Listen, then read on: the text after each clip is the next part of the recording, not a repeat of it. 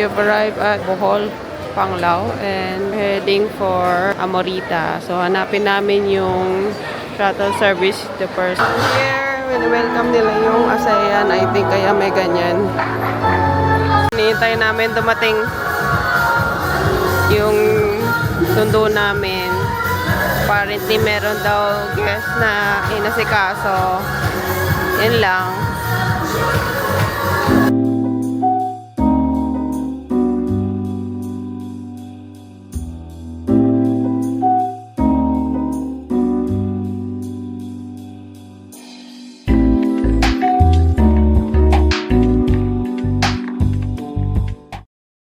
So, nakarating na kami finally dito sa Amorita after waiting for so long.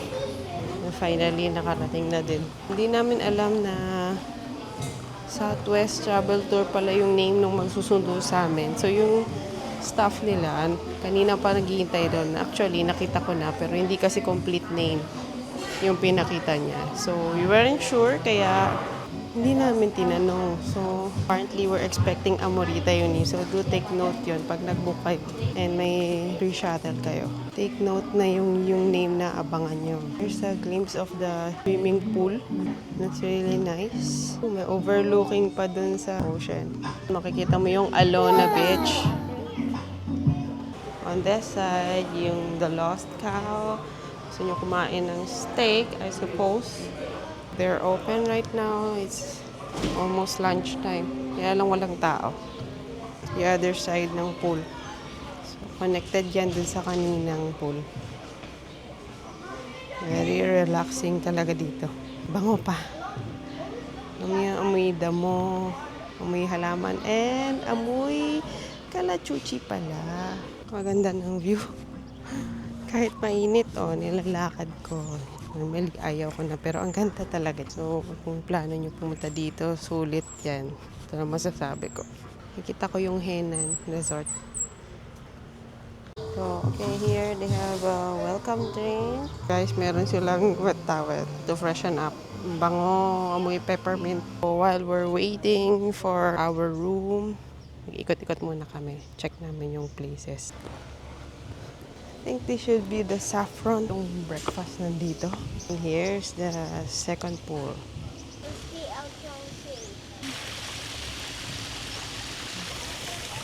Tayo sa Secret Cove. Here, meron silang hammock or duyan.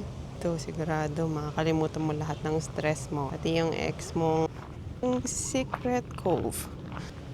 So, here's the way to the Secret Cove. Bababa lang tayo dyan. So, meron siyang swing dito, but for picture purposes only.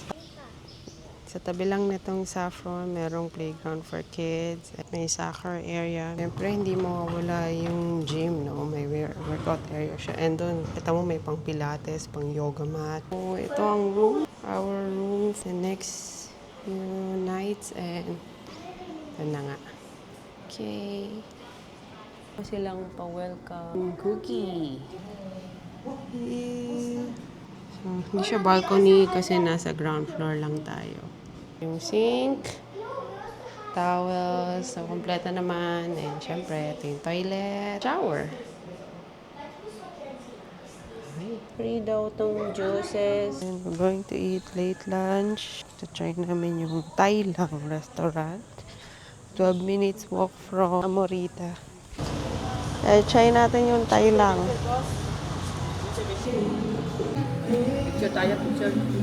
So, after namin kumain ito, naglakad-lakad muna kami papuntang beach. We're going to check Alona Beach out.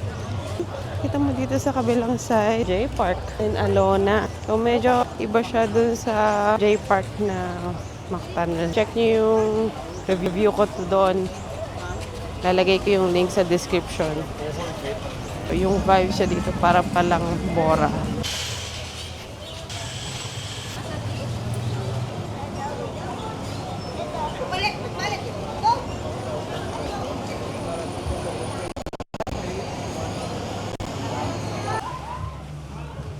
Sa beach side ng J Park. Ganda rin yung buhangin.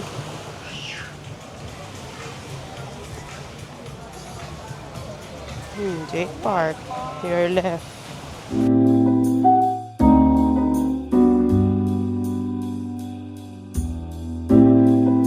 Ito pala yung Henan Beachfront. And according to Javi, mas mahal lang Henan na beachfront compare sa yung mga nandun sa likod. And kita mo naman ang ganda, di ba? Kung na-type nyo to, lalagay ko na lang yung link sa baba. And don't forget to use my Klook code para maka-discount ka. Back to Amorita. Meron siyang happy hour. Pwede ka mag-order ng snacks, cocktails, and pat nasa menu.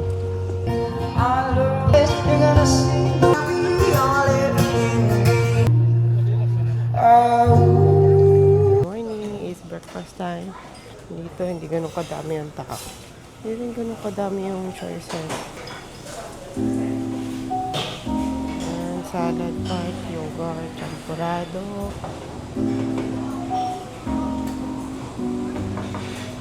Waffle. Bread donut. More bread croissant. Fruits. And cereal. Here's garlic. Toasted. Cheesy Hungarian. Soy milk. Tableya.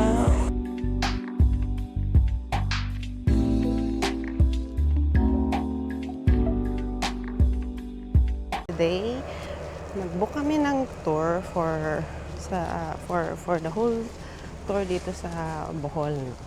And we book it on Klook. So, check mo. Baka magustuhan mo. And can also book this tour pagka pupunta ka dito sa Bohol. And make sure to use my code para maka-discount ka. Tara, naghihintay na yung van outside. Let's go!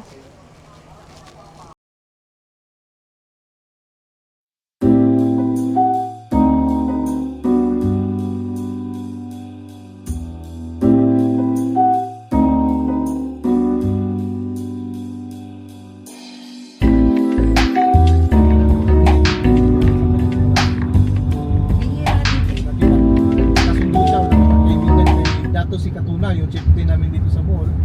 So yun ang Our first stop is the Blood Compact Shrine, and ito, we also call it the Friendship Park. Ayan. Nakatawa din itong si tour guide, meron siyang kwento. Kinikwento niya about what happened here, no? Dito sa kabilang side, yung mga local heroes like Carlos P. Garcia. Hindi ko mabasa. Francisco Salazar. Si Goyo. Pedro Samson. Sabas Ligones. Bernabele Reyes. Gaam. Datu Sigala. And Datu si Katuna. Oh, siya pala yung main. We're here in the souvenir shop. And ayan, ang mga goodies. Stores. Oh, look. There's a cat. Souvenir shop.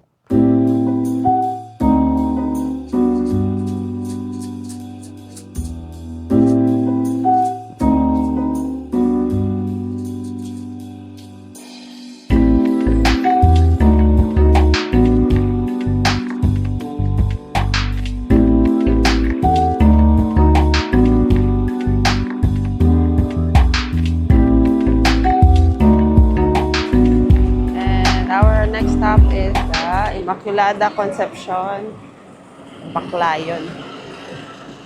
Operation siya since 1595 and kaya lang sadly close siya ngayon.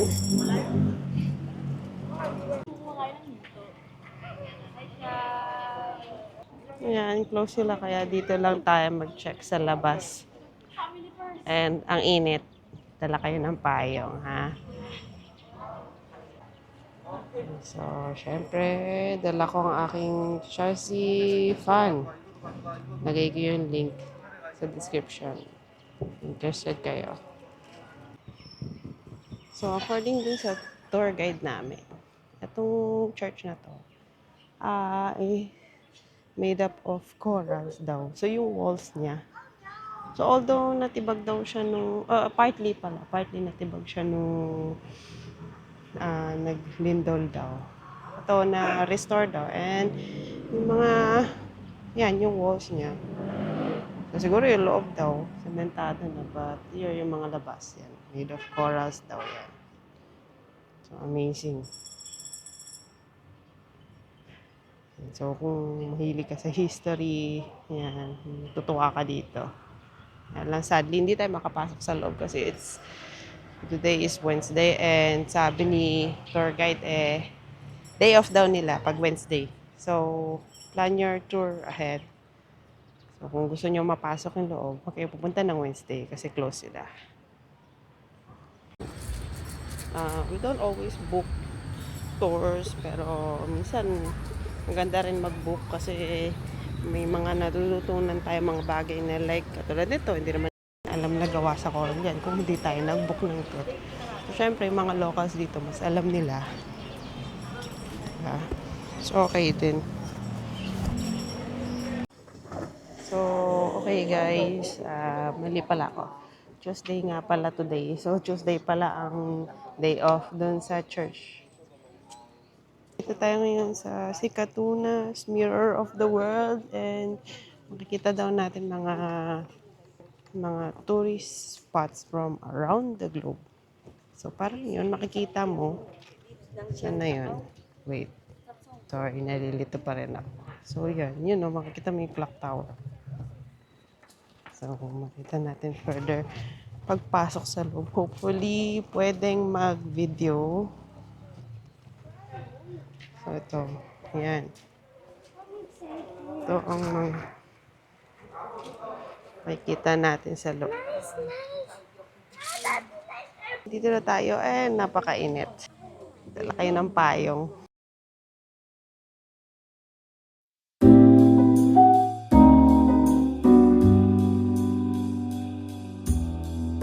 Ito ang overview. So, kung anong makikita nyo dyan sa baba. Okay sa gabi kasi syempre mas di mainit kanyan. Katulad ngayon, tirik na tirik yung araw. So, right now, it's 11 noon and 11 a.m. And yan, init. Sa gabi daw, may additional charge. So, siguro nga mas okay pumunta pagkagabi kasi di ganito kainit. Yan, choice nyo na lang. Siguro kausapin nyo na lang si tour guide. So, in case gutom na kayo and nag-self-tour kayo dito sa Sikatuna Mirror, eto, may restaurant dito so pwede kayo mag-lunch. Later, meron kaming kasamang lunch na buffet. So, I think after nito, punta kami doon for lunch. So, ang nagre-renovate sila. So, siguro in a few years time or few months, baka mas malaki na ito.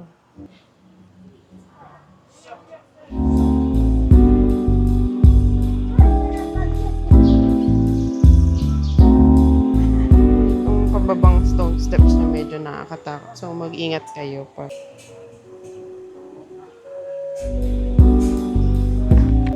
So, meron ditong playground for children 10 years old below. Should not exceed 30 kilos. So, parang Trojan horse to. Genghis Khan pala ito. I love Mirror of the World. Ayan yung Greece. Hollywood. San Francisco Bridge. There, on your right is the Merlion. The Statue of Liberty. Then, sunod is the Pisa Tower. And, syempre, di mo mawala si Eiffel Tower. Bubong ng Chinese temple. Here, Lobok River Cruise. Yan tayo kakain. Sakay tayo ng cruise while eating. And according to si tour guide, about 1 hour and 30 minutes. Yan, yung cruise. So, dyan tayo kakain. So, yung inabot na ticket, doon mo makikita kung anong boat number. Ayan yun, represent mo lang dun sa ate. And they'll guide you kung saan kayo. So, ito ang choices of food. Hanggang rice. Pork chow fan, pansit, bami, vegetable tartare, humbo. Humba. So, according to our tour guide, humba ang specialty. Dito sa Bohol. So, make sure to try it.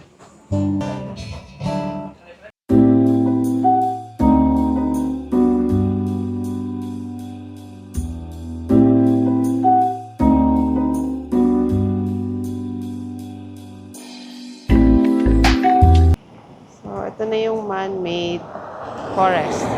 So, all of these are mahogany trees daw. And tinanim daw nila 15 years ago. 50 years ago. Ngayon, ayan. You preserve it and ang ganda tignan, di ba? So, these trees are forming art. Forming art. Maganda. Para siyang bamboo grove ni Japan. And here now, dito na tayo sa Tarsier Conservation.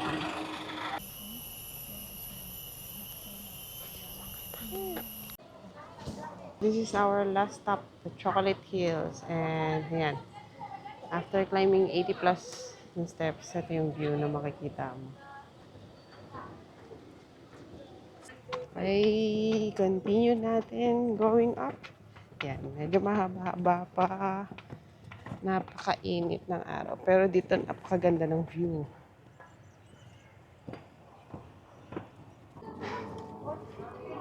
So, hinga muna tayo. Ayan, nakakapagod. Ayun, nakikita mo dito sa baba, yan, nakita mo may ATV. So, yan, pwede ka mag-ride ng mga buggy. Sabi ni tour guide, mga 1 hour ride yun. Not sure how much lang. Okay, so ito, check natin the Chocolate Hills. Ganda. Super nice. Napakaganda. Breathtaking. Yung dating nakikita mo sa textbook, pero ito na.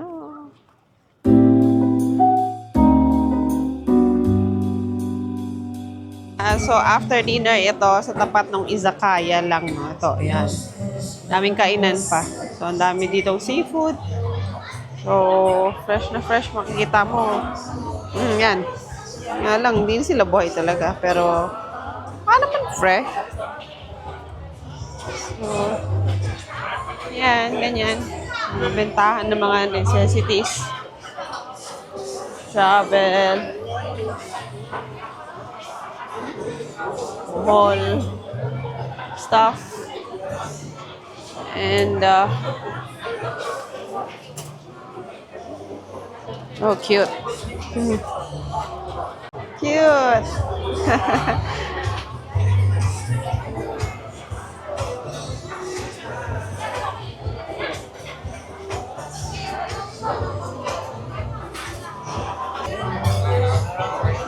Pero paano Carga show?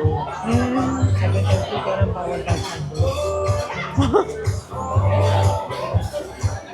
Dito meron daw fire show ba? Ano ba tawag doon? Kaya lang, bawal lang bystander. So, kailangan bumili ka. In short.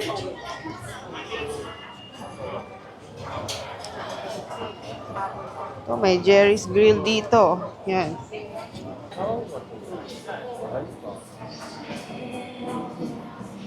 Max Cow Bar and Barbecue Ice Flake.